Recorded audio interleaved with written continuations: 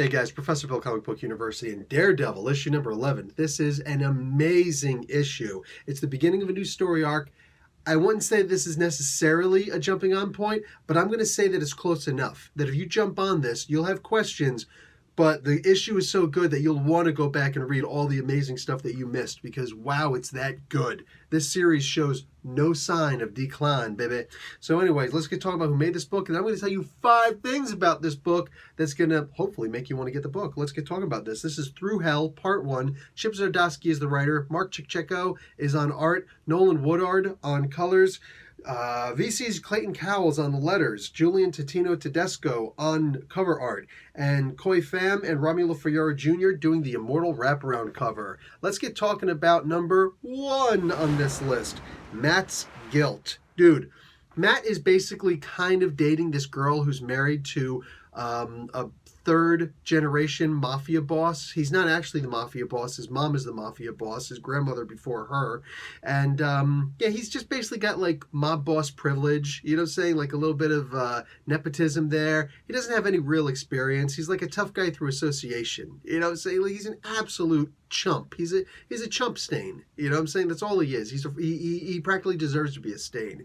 And yeah, he does deserve his wife cheating on him because he's such an absolute loser. Like, this is I don't usually like using this kind of a term, but he really is kind of a cuck. I mean, like, he goes up to his mom, I want to be able to do whatever I want, blah, blah, blah, blah. And her bodyguard pushes him around. He's like, hey, who do you think you are? Who do you think you are? Just because you're her son? You can't talk to her like that. And he just basically chumps him out. So then, like, she's saying, stay put. Don't leave anywhere. So he goes out and he's like, well, I want to go someplace, darn it. And his wife starts yelling, well, I want to go someplace. And then he starts defending his mom with his mom's decision and making it like it's his own decision. Baby, we got to stay here. We got to stay safe. You were just arguing with your mommy that you wanted to go out. Oh my God, what a freaking chump stain. So yeah, Daredevil, Matt Murdock, is boinking your wife, you freaking loser. Anyway, no remorse for this guy. No remorse. Man, when I was a kid reading these books, I wouldn't have gotten this at all. Anyway, let's get talking about number 2 in this book, and that would be Matt's Guilt. Well, he is actually boinking somebody else's wife, and it's totally wrong. Like, what an absolute jerk he is, man. Wow.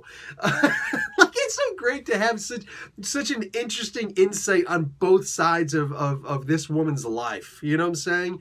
I feel for her. I genuinely feel for her. And she doesn't like this guy. She knows that she's not going to be able to get away from this guy. How in the world is she ever going to get away from if she leaves? If she just says, you know what, that's it, I'm done. I don't want to cheat on you. I want to be with Matt or I want to be with other people, whatever. I'm going to leave. What do you think is going to happen to her? Exactly. She going to be shot. She going to be, like, offed. And I don't want to hear about, oh, it was a decision that you made. What about him? What about him? What about Matt? Everybody knew what they were getting into before they got into it, thought they could handle it, couldn't. Wow. And Matt, he's the only one that's actually feeling guilty here.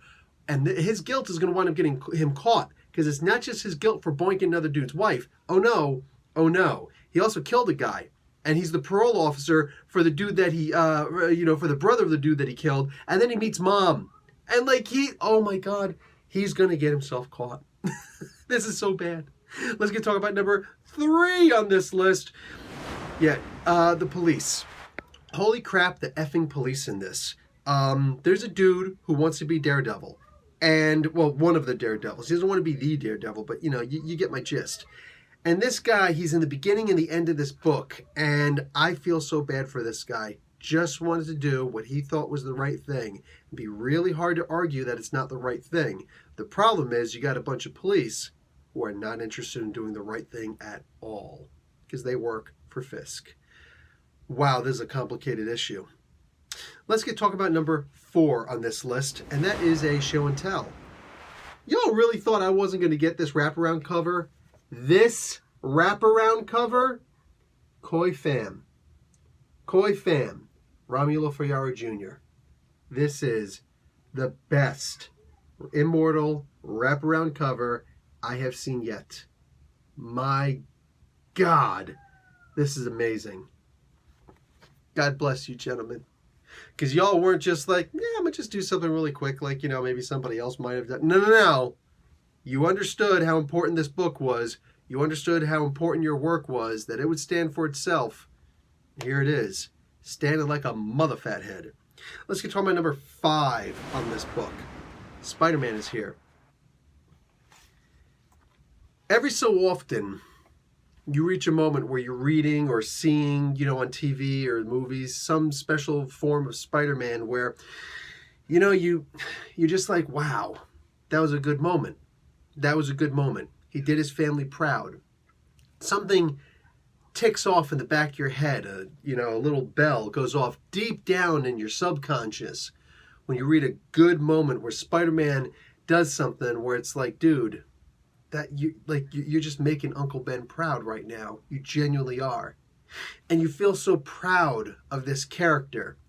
Like, I didn't get choked up, but almost choked up. You know what I'm saying? Like, chest swelled with pride, man.